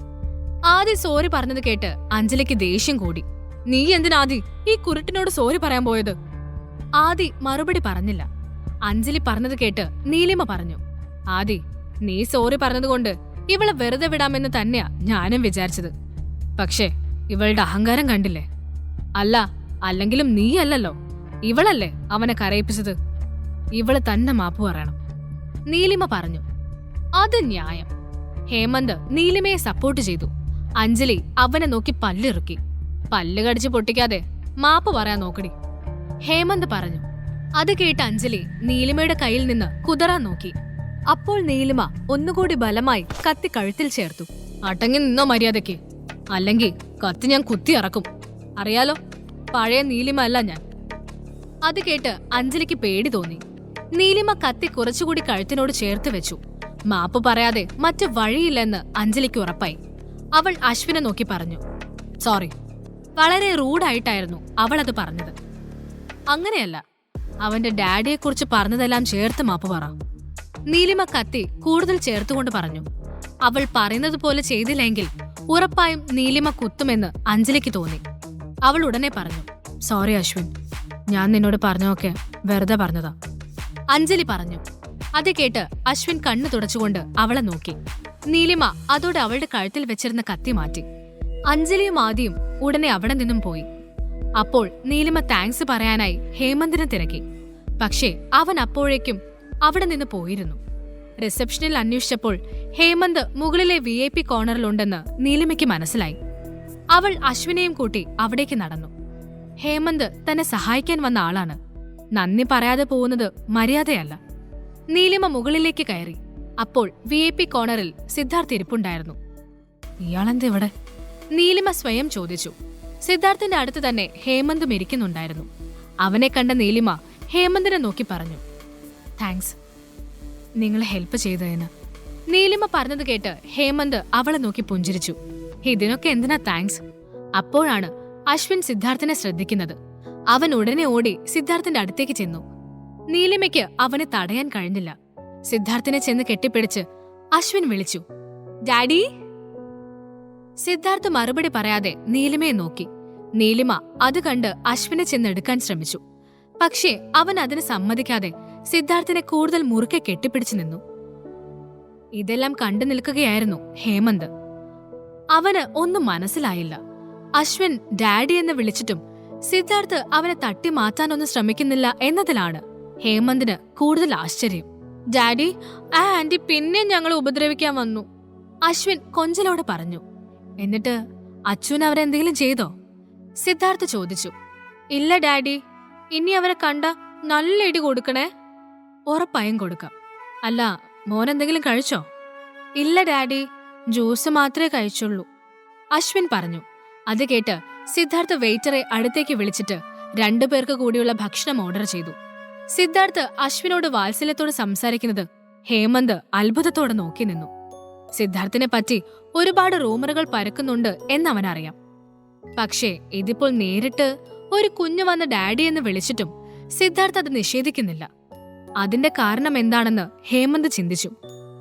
എന്നിട്ട് ബാക്കി പറച്ചു, സിദ്ധാർത്ഥ് ചോദിച്ചു. ആ ആന്റി ഞങ്ങളെ തിരിച്ചു പോവാൻ സമ്മതിച്ചില്ല. എല്ലായിടത്തും അവരമ്മയുടെ അടുത്തേക്ക് വന്ന് വഴക്കുണ്ടാക്കാൻ നോക്കുവാ ഡാഡി. കുറച്ചു നേരം കഴിഞ്ഞപ്പോൾ ഭക്ഷണം വന്നു. സിദ്ധാർത്ഥ് നീലിമയെ രൂക്ഷമായി നോക്കി. ഇയാളെന്താ എപ്പ കണ്ടാലും ഞാൻ ഇയാളുടെ വെല്ലം എടുത്തോണ്ട് പോയ മാതിരി ദേഷ്യത്തോടെ നോക്കുന്നേ? ചിരിക്കാൻ അറിയില്ലേ ഈ കാലന്? നീലിമ ചിന്തിച്ചു. അല്ല സിദ്ധു, എന്തൊക്കെയാ നടക്കുന്നേ? ഹേമന്ത് ചോദിച്ചതിന് മറുപടി പറയാതെ സിദ്ധാർത്ഥ് അവനെ നോക്കി. മോന് ഇനി എന്തെങ്കിലും വേണോ? വേണ്ട ഡാഡി, അശ്വിൻ കഴിച്ചുകൊണ്ട് പറഞ്ഞു. നീലിമ കഴിക്കാതെ ഇരിക്കുന്നത് കണ്ട് സിദ്ധാർത്ഥിന് ദേഷ്യം വരുന്നുണ്ട്. പക്ഷേ അവളോടങ്ങനെ കഴിക്കാൻ നിർബന്ധിച്ചാൽ ഹേമന്ത് എന്ത് കരുതുമെന്ന് അവൻ ചിന്തിച്ചു. അപ്പോൾ ഹേമന്ത് നീലിമയുടെ പ്ലേറ്റിലേക്ക് ഫുഡ് എടുത്ത് വിളമ്പി. അത് കണ്ട സിദ്ധാർത്ഥിന്റെ ദേഷ്യം ഇരട്ടിച്ചു. നിനക്ക് വേണമെങ്കിൽ കഴിക്കാൻ നോക്ക്, നീലിമയ്ക്ക് വേണ്ടത് അവരെടുത്തോളൂ, സിദ്ധാർത്ഥ് നിയന്ത്രണം വിട്ടു പറഞ്ഞു. ഹേമന്ത് അത് കേട്ട് ജാള്യതയോടെ തിരികെ ഇരുന്നു. തന്നോടുള്ള ദേഷ്യം കൊണ്ടാണ് സിദ്ധാർത്ഥ് അങ്ങനെ പറഞ്ഞതെന്നായിരുന്നു നീലിമയുടെ വിചാരം. പക്ഷേ സിദ്ധാർത്ഥിന് നീലിമയോട് ഹേമന്ത് അധികം അടുപ്പം കാണിക്കുന്നത് ഇഷ്ടപ്പെട്ടില്ല. അതുകൊണ്ടാണ് അവനപ്പോൾ അങ്ങനെ പറഞ്ഞത്. ഈ മുരടൻ എന്തിങ്ങനെ? നീലിമ മനസ്സിൽ ചിന്തിച്ചു. പിന്നെ അവൾ സിദ്ധാർത്ഥിന്റെ നേർക്ക് നോക്കിയതേയില്ല. വന്ന് വണ്ടി കയറിക്കോ, ഞാൻ കൊണ്ടുവിടാം, സിദ്ധാർത്ഥ് പറഞ്ഞത് കേട്ട് നീലിമ അവർക്കൊപ്പം പോവാൻ തന്നെ തീരുമാനിച്ചു. റെസ്റ്റോറന്റിൽ നിന്ന് ഒറ്റയ്ക്ക് പുറത്തിറങ്ങിയാൽ അഞ്ജലി വീണ്ടും വഴക്കിന് വരുമെന്ന് അവൾക്ക് പേടി തോന്നി. അശ്വിന്റെ മുന്നിൽ വെച്ച് വീണ്ടും അവന് അച്ഛനില്ല എന്നൊക്കെ അഞ്ജലി പറഞ്ഞാൽ അവൻ വിഷമിക്കുകയും ചെയ്യും. സിദ്ധാർത്ഥായിരുന്നു കാർ ഓടിച്ചിരുന്നത്. ഹേമന്ത് സിദ്ധാർത്ഥിനൊപ്പം മുൻസീറ്റിൽ കയറിയിരുന്നു. നീലിമയും അശ്വിനും കാറിൽ നിന്നിറങ്ങി. താങ്ക്സ് സിദ്ധാർത്ഥ് സർ, നീലിമ പറഞ്ഞു. അപ്പോൾ അശ്വിൻ അവനെ നോക്കി. ഡാഡി, ഇനി എന്നാ എന്നെ കാണാൻ വരുന്നേ? ദേ അച്ചു, ഇനി നീ അദ്ദേഹത്തെ അങ്ങനെ വിളിച്ച സത്യമായിട്ടും തല്ലു മേടിക്കുവേ, നീലിമ പറഞ്ഞു. സിദ്ധാർത്ഥ് ഒന്നും പറഞ്ഞില്ല. ഹേമന്തും അത് കേട്ടു നിന്നതേ ഉള്ളൂ. അപ്പോൾ അശ്വിൻ ഉടനെ അമ്മയെ നോക്കി പറഞ്ഞു. സോറി അമ്മ, എനിക്കിതെന്റെ ഡാഡി തന്നെയാണെന്ന് എപ്പോഴും തോന്നുന്നു. എനിക്കങ്ങനെ വിളിക്കാതിരിക്കാൻ പറ്റുന്നില്ല. സിദ്ധാർത്ഥ് സാർ പൊക്കോളൂ, അവന് ഞാൻ പറഞ്ഞ് മനസ്സിലാക്കിക്കോളാം, നീലിമ അവരെ നോക്കി പറഞ്ഞു. സിദ്ധാർത്ഥ് നീലിമയും അശ്വിനെയും ഒന്നുകൂടി നോക്കി അവിടെ നിന്നും ഡ്രൈവ് ചെയ്തു പോയി. നീലിമ അശ്വിനോട് പറഞ്ഞു. അച്ചു, ആ മനുഷ്യൻ വലിയൊരാളാ. നമ്മളിപ്പോ തന്നെ ഒരുപാട് ബുദ്ധിമുട്ടിച്ചു കഴിഞ്ഞു. ഇനി അങ്ങനെ കാണിക്കരുത് കേട്ടോ. അശ്വിൻ കരച്ചിൽ നിർത്തി തല കുലുക്കി. മിടുക്കൻ, അമ്മയുടെ അച്ചു അല്ലേലും നല്ല കുട്ടിയാ, നീലിമ കുഞ്ഞിനെ ഉമ്മ വെച്ചുകൊണ്ട് പറഞ്ഞു. അശ്വിൻ അവളെ നോക്കി കണ്ണു തുടച്ച് ചിരിച്ചു. അപ്പോൾ അവരുടെ വീടിന് മുന്നിൽ ഒരാൾ നിൽപ്പുണ്ടായിരുന്നു. അത് ആദിയായിരുന്നു. നീലിമയ്ക്ക് അവൻ തന്നെ തിരഞ്ഞു വന്നത് തീരെ ഇഷ്ടപ്പെട്ടില്ല. നീ എന്തിനാ എന്റെ പിന്നാലെ വരുന്നത്? എനിക്ക് നിന്നോട് ചിലത് പറയാനുണ്ട്. അത് പറഞ്ഞിട്ട് ഞാനങ്ങ് പോവും, ആദി പറഞ്ഞു. എന്താ? നീലിമ ചോദിച്ചു. അങ്കിൾ, നിങ്ങൾ എന്തിനെവിടേക്ക് വന്നത്? അശ്വിൻ ഇടയിൽ കയറി ചോദിച്ചു. അത് കേട്ട് ആദിക്ക് അവനോട് ദേഷ്യം തോന്നി. ഈ ചെക്കനോട് മിണ്ടാതിരിക്കാൻ പറ. അത് ഞാൻ തീരുമാനിച്ചോളാം. തൽക്കാലം നീ അവന്റെ കാര്യമൊന്നും നോക്കണ്ട. പറയാനുള്ളത് പറഞ്ഞിട്ട് പോവാൻ നോക്ക്, നീലിമ പറഞ്ഞു. ഞാൻ പൊക്കോളാം, നീ ഇത് പറ. ഇത് ഞാൻ നിന്നോട് മുൻപ് ചോദിച്ചിട്ടുണ്ട്. നിനക്കെന്താ അഞ്ജലിയോട് ഇത്ര ദേഷ്യം? ഞാൻ അവളെ കല്യാണം കഴിക്കാൻ തീരുമാനിച്ചതുകൊണ്ടാണോ? അയ്യോടാ, അതിന് നീ ഏതാ? അവള് നിന്നെ കെട്ടാൻ തീരുമാനിച്ചെങ്കില് അത് അവളുടെ വിധി. അതിന് എനിക്കെന്താ? സീ മിസ്റ്റർ ആദിതേ, എനിക്ക് നിങ്ങളോടോ നിങ്ങളുടെ ഫിയാൻസി അഞ്ജലിയോടോ യാതൊരു ദേഷ്യവുമില്ല. നിങ്ങളായി വന്ന് ഇങ്ങോട്ട് മെക്കിട്ട് കയറുന്നതാണ്. അപ്പം മിണ്ടാതിരിക്കാൻ എന്റെ നട്ടലിന്റെ സ്ഥാനത്ത് റബ്ബറല്ല, നീലിമ വാശിയോടെ പറഞ്ഞു. അവൾ തന്നെ പരിഹസിച്ചതാണെന്ന് ആദിക്ക് മനസ്സിലായി. നീലിമ, നിന്റെ അഹങ്കാരത്തിൽ കൂടുന്നുണ്ട്. നീ ആദ്യം നിന്റെ ഫിയാൻസി എന്തൊക്കെയാണ് ചെയ്തു കൂട്ടിയതെന്നൊക്കെ ഒന്ന് അന്വേഷിച്ചു നോക്ക്. അല്ലാതെ എന്റെ പിന്നാലെ നടന്ന് ഇങ്ങനെ നാണം കെടണ്ട, നീലിമ പറഞ്ഞു. അതിന് നിന്റെ പിന്നാലെ ആര് വന്നു? നീ ഇനി അഞ്ജലി എങ്ങനെ അപമാനിക്കരുത്. അത് എനിക്ക് സഹിക്കാൻ പറ്റില്ല. അത് പറയാനാണ് ഞാൻ വന്നത്, ആദി പറഞ്ഞു. സീ മിസ്റ്റർ, ഞാൻ പറഞ്ഞല്ലോ, നിങ്ങളെ ഞാനായിട്ട് തേടി വന്നിട്ടില്ല. ഇങ്ങോട്ട് വന്നാ മിണ്ടാതിരിക്കുകയുമില്ല, അത്രേ ഉള്ളൂ. ആദി അതിന് മറുപടി പറഞ്ഞില്ല. പറയാനുള്ളതൊക്കെ പറഞ്ഞു തീർന്നില്ലേ? എന്നാ പോവാൻ നോക്ക്. അല്ല, അത് പോട്ടെ, നീ ഇടയ്ക്കിടെ നിന്റെ ജീവിതം അഞ്ജലി തകർത്തെന്ന് പറയുന്നുണ്ടല്ലോ, അതിന്റെ കാരണം എന്താ? ആദി ചോദിച്ചു. ഓ, അത് ഞാൻ പറഞ്ഞ നീ ഉടനെ അങ്ങ് വിശ്വസിക്കാൻ പോകുമല്ലേ, നീലിമ പരിഹാസത്തോടെ പറഞ്ഞു. നീലിമ, നിനക്കെന്നെ നന്നായി അറിയാവുന്നതല്ലേ? ചെറുപ്പം മുതലേ നമ്മൾ ഒന്നിച്ചായിരുന്നില്ലേ വളർന്നത്? അതെ, കൂടുതൽ സെഞ്ചടിയൊന്നും വേണ്ട. നീ എന്നെ ഒരിക്കലും മനസ്സിലാക്കിയിട്ടില്ല. കൂടുതൽ പറയിപ്പിക്കാൻ നിൽക്കാതെ നീ പോവാൻ നോക്കാതെ, നീലിമ പറഞ്ഞു. ആദി അത് ശ്രദ്ധിക്കാത്ത മട്ടിൽ തുടർന്നു. നീ അഞ്ജലി ഇങ്ങനെ വേദനിപ്പിക്കരുത്. അവൾക്ക് നിന്നെ ഭയങ്കര കാര്യമാണ്. അവൾ എപ്പോഴും നിന്നെക്കുറിച്ച് മാത്രമാണ് ചിന്തിക്കുന്നത്. എന്നിട്ടും നീ എന്താ അതൊന്നും മനസ്സിലാക്കാതെ പെരുമാറുന്നേ? നീ അവളെക്കുറിച്ച് എന്നെ പഠിപ്പിക്കണമെന്നില്ല ആദി. അവളുടെ ആ ദുഷിച്ച മനസ്സ് എന്നെപ്പോലെ മറ്റൊരാളും അറിഞ്ഞു കാണില്ല. അതുകൊണ്ട് നീ പോവാൻ നോക്ക്, നീലിമ പറഞ്ഞു. എത്ര പറഞ്ഞിട്ടും നീലിമ തന്റെ വശത്തേക്ക് വരുന്നില്ലെന്ന് കണ്ടപ്പോൾ ആദിക്ക് നല്ല ദേഷ്യം തോന്നി. അല്ല, നീ എന്താ ഇങ്ങനെ? മര്യാദയ്ക്ക് പറഞ്ഞു മനസ്സിലാക്കാൻ ശ്രമിക്കുമ്പോ നീ തലേ കയറാൻ വരുവാണല്ലോ. അതെ, നീ എന്നെ ചതിച്ചിട്ട് പോയവളാ, അത് ഓർമ്മ വേണം. എന്നിട്ട് നിന്റെ ആറ്റിറ്റ്യൂഡ് കണ്ടാ ഞാൻ നിന്നെ ചതിച്ചതുപോലെ ഉണ്ടല്ലോ, ആദി പറഞ്ഞു. ആദി, മതി, നിർത്ത്. അതൊക്കെ അടഞ്ഞ അധ്യായമാണ്. എനിക്ക് നിന്നോട് ഒന്നും സംസാരിക്കാനില്ല. ഇറങ്ങി പൊക്കോണോ എന്റെ വീട്ടിൽ നിന്ന്, നീലിമ പറഞ്ഞു. അത് കേട്ട് ആദി തുടർന്നു. പോവാൻ തന്നെ വന്നതാ, അല്ലാതെ ഇവിടെ കയറി താമസിക്കാൻ പോകുവല്ല. പക്ഷേ പോകുന്നതിന് മുന്നേ എനിക്ക് പറയാനുള്ളത് നീ കേൾക്കണം. നീലിമ അതിന് മറുപടി പറയാതെ ചോദ്യഭാവത്തിൽ അവനെ നോക്കി. ആദി തുടർന്നു. നീലിമ, നിനക്ക് നല്ലൊരു ജീവിതം കിട്ടാനാണ് ഞാനും അഞ്ജലിയൊക്കെ എപ്പോഴും ശ്രമിക്കുന്നത്. നീ അത് പക്ഷെ മനസ്സിലാക്കുന്നില്ല. ഈ ചെക്കനെയും കൊണ്ട് നീ എത്ര കാലം ഇങ്ങനെ തനിയെ ജീവിക്കും? ആദി ചോദിച്ചത് കേട്ട് നീലിമ മറുപടി പറഞ്ഞില്ല. അവൾക്ക് അതിനുത്തരമില്ലായിരുന്നു. അവളുടെ മൗനം കണ്ട ആദി തുടർന്നു. നീ വീട്ടുകാര് പറയുന്നത് പോലെ ഒരു കല്യാണം കഴിച്ച് ജീവിക്കേ, അതാവും നല്ലത്. ചൂണ്ടിക്കാണിക്കാനെങ്കിലും ഇവനൊരു അച്ഛൻ വേണ്ടേ? നാളെ ഈ കുട്ടി വളരും. അവൻ നിന്നോട് അച്ഛന്റെ കാര്യം ചോദിച്ചാ നീ എന്ത് മറുപടി പറയാം അവനോട്? നീ ഒന്ന് പോകുന്നുണ്ടോ ആദി? എനിക്ക് നിന്റെ ഉപദേശം കേൾക്കാൻ സമയമില്ല, നീലിമ പറഞ്ഞു. സത്യങ്ങൾ ഇവനറിഞ്ഞ എന്താവും അവസ്ഥയെന്ന് ചിന്തിക്കാറുണ്ടോ? അവൻ നിന്നെ വെറുക്കും, ഇല്ലെന്ന് തോന്നുന്നുണ്ടോ? ആദി ചോദിച്ചത് കേട്ട് അവൾക്ക് വല്ലാത്ത വിഷമം തോന്നി. ആദിയും അഞ്ജലിയുമെല്ലാം തന്നെ എന്തിനാണ് ഇങ്ങനെ പുറകെ നടന്ന് കുത്തി നോവിക്കുന്നതെന്ന് അവൾക്കറിയില്ലായിരുന്നു. നീലിമയുടെ കണ്ണുകൾ നിറഞ്ഞു. അത് ആദി കാണാതിരിക്കാൻ അവൾ അകത്തേക്ക് കയറി വാതിൽ വലിച്ചടച്ചു. അമ്മയെ ആദി വഴക്കു പറഞ്ഞതുകൊണ്ടാണ് അവൾ കരയുന്നതെന്ന് അശ്വിന് മനസ്സിലായി. അവൻ അമ്മയുടെ അടുത്തേക്ക് ചെന്നു. അമ്മ, എന്തു പറ്റി? എന്തിനാ കരയുന്നേ? അശ്വിൻ നീലിമയുടെ കവിൾ തൊട്ടുകൊണ്ട് പറഞ്ഞു. അത് കേട്ട് നീലിമ അശ്വിനെ കെട്ടിപ്പിടിച്ച് വീണ്ടും കരഞ്ഞു. അവളുടെ സങ്കടം കണ്ട അശ്വിന് വളരെ വിഷമം തോന്നി. അമ്മ കരയുന്നത് അവന് ഇഷ്ടമല്ലായിരുന്നു. അമ്മ കരയല്ലേ, നമുക്ക് ഡാഡിയോട് പറഞ്ഞ് ആ അങ്കിളിനെ ഇടിക്കാം. ആ സമയം സിദ്ധാർത്ഥ തിരികെ വീട്ടിലെത്തിയിരുന്നു. അവന്റെ അമ്മ ഗീതയും അച്ഛനും എല്ലാവരും ഹാളിലുണ്ടായിരുന്നു. ഹാ, ദാ സിദ്ധു വന്നല്ലോ, ഇനി അവൻ തന്നെ നോക്കട്ടെ. ഗീത പറഞ്ഞത് കേട്ട് സിദ്ധാർത്ഥ് അവരെ നോക്കി. എന്തോ കാര്യമായ ചർച്ചയിലാണ് അച്ഛനും അമ്മയുമെന്ന് അവന് തോന്നി. കൂടാതെ മേശമേൽ കുറെ ഫോട്ടോസ് നിരത്തി വെച്ചിട്ടുമുണ്ട്. ഹോ, തുടങ്ങി, സിദ്ധാർത്ഥ് മനസ്സിൽ പറഞ്ഞു. അവന് വേണ്ടിയുള്ള കല്യാണ ആലോചനകളായിരിക്കാം അതെന്ന് സിദ്ധാർത്ഥ് ഊഹിച്ചിരുന്നു. അടുത്ത നിമിഷം തന്നെ നീലിമ എന്ന് സേവ് ചെയ്ത നമ്പറിൽ നിന്ന് ഒരു കോള് അവന്റെ ഫോണിലേക്ക് വന്നു. നീലിമയുടെ നമ്പർ അന്ന് അശ്വിനെ വിളിക്കാൻ ഫോൺ കൊടുത്തപ്പോൾ തന്നെ സിദ്ധാർത്ഥ് സേവ് ചെയ്തിരുന്നു. ഈ പെണ്ണെന്താ മന്ത്രവാദിനി എങ്ങാനുമാണോ? ഓർത്തപ്പോ തന്നെ ഫോൺ വിളിക്കുന്നല്ലോ. സിദ്ധാർത്ഥ് ആലോചിച്ചു. സിദ്ധാർത്ഥ് വീട്ടുകാരുടെ ഒപ്പം ഉള്ളപ്പോൾ അത്ര അത്യാവശ്യമുള്ള ഫോൺ കോൾസ് മാത്രമേ അറ്റൻഡ് ചെയ്യാറുള്ളൂ. നീലിമയുടെ പേര് സ്ക്രീനിൽ കണ്ടപ്പോൾ എന്തുകൊണ്ടോ അവന് ഫോൺ എടുക്കാതിരിക്കാൻ കഴിഞ്ഞില്ല. സിദ്ധാർത്ഥ് ഫോൺ എടുത്ത് ചെവിയിൽ വച്ചു. ഹലോ. മറുവശത്തു നിന്നും അനക്കമൊന്നും കേൾക്കുന്നില്ല.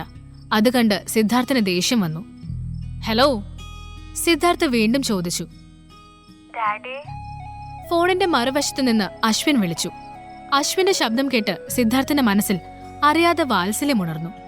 ഓഫീസിൽ വെച്ച് അശ്വിൻ സിദ്ധാർത്ഥിന്റെ ഒരു കാർഡ് കൈക്കലാക്കിയിരുന്നു. അതിലെ നമ്പർ നോക്കിയാണ് അവൻ വിളിച്ചിരിക്കുന്നത്. അശ്വിൻ ഉടനെ നീലിമയുടെ അടുത്തു നിന്നും മാറിയിരുന്നു. അച്ചു, സിദ്ധാർത്ഥ് വിളിച്ചു. ഡാഡി, ഇന്നിവിടെ ആ ആന്റിയുടെ കൂടെയുള്ള അങ്കിളില്ലേ, അയാള് വന്നിരുന്നു. അമ്മ ഒരുപാട് വഴക്ക് പറഞ്ഞു. അമ്മ ഒത്തിരി കരഞ്ഞു. അശ്വിൻ പറഞ്ഞു.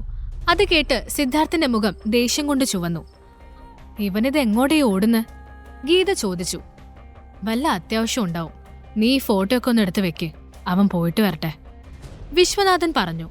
ഗീത മകൻ പോകുന്നത് നോക്കി നിന്നു. ആദി തന്നോട് വഴക്കിട്ടത് കണ്ട അശ്വിൻ വല്ലാതെ പേടിച്ചിരിക്കുന്നു എന്നാണ് നീലിമ വിചാരിച്ചത്. അവൾ അവന്റെ അരികിൽ നിന്ന് മാറാതെ ബിസ്ക്കറ്റ് എടുത്ത് അവന് നീട്ടി. അച്ചു, ഇത് കഴിച്ചേ, അമ്മയല്ലേ പറയുന്നേ. അശ്വിൻ അത് കേട്ട് ബിസ്ക്കറ്റ് വാങ്ങി കഴിക്കാൻ തുടങ്ങിയപ്പോൾ കോളിംഗ് ബെല്ല് മുഴങ്ങി. ആദ്യമായിരിക്കും, ഇനി അവനെ ഞാൻ വെറുതെ വിടില്ല. നീലിമ ഹാളിലേക്ക് ചെന്ന് ചൂൽ കയ്യിലെടുത്ത് മറച്ചു പിടിച്ചു. ആദി അശ്വിന്റെ മുന്നിൽ വെച്ച് ഇനി എന്തെങ്കിലും മോശമായി പറഞ്ഞാൽ ഉറപ്പായും അവനെ തല്ലുമെന്ന് നീലിമ മനസ്സിൽ ഉറപ്പിച്ചിരുന്നു. പക്ഷേ വാതിൽ തുറന്നപ്പോൾ അവൾ ഞെട്ടിപ്പോയി. മുന്നിൽ സിദ്ധാർത്ഥ് നിൽക്കുന്നു. സിദ്ധാർത്ഥ് അവളെ ഒന്ന് നോക്കി. നീല നിറത്തിലുള്ള ടോപ്പിൽ നീലിമ വളരെ സുന്ദരിയായിരുന്നു. അവളുടെ കണ്ണുകളിൽ എപ്പോഴും ഒരു നിഷ്കളങ്കതയുണ്ട്. സിദ്ധാർത്ഥ് അത് ശ്രദ്ധിക്കുകയായിരുന്നു. സർ, നീലിമ വീണ്ടും വിളിച്ചപ്പോൾ സിദ്ധാർത്ഥ് അവളുടെ മുഖത്തു നിന്നും കണ്ണെടുത്തു. അപ്പോഴാണ് അവന് സ്ഥലകാല ബോധം വന്നത്. ഉടനെ ശബ്ദം ശരിയാക്കി സിദ്ധാർത്ഥ് ചോദിച്ചു. അല്ല, അവനെവിടെ, ആദിദേവ്? സിദ്ധാർത്ഥ് ചോദിച്ചത് കേട്ട് നീലിമ അത്ഭുതത്തോടെ അവനെ നോക്കി. ആദ്യം ഇവിടെ വന്നിരുന്നു എന്ന് സർ എങ്ങനെ അറിഞ്ഞു? ആദ്യം ഞാൻ ചോദിച്ചതിന് മറുപടി പറ. എവിടെ അവൻ? അവന്റെ ആ ചൊറിയാനുള്ള ആഗ്രഹം ഞാൻ തീർത്തു കൊടുക്കാം. സിദ്ധാർത്ഥ് ഷർട്ടിന്റെ കൈ മടക്കിക്കൊണ്ട് പറഞ്ഞു. അയ്യോ സർ, അയാൾ അപ്പൊ തന്നെ പോയി. അല്ല, സർ എങ്ങനെയാ അത് അറിഞ്ഞെന്ന് പറ, നീലിമ ചോദിച്ചു. അതൊക്കെ അറിഞ്ഞു.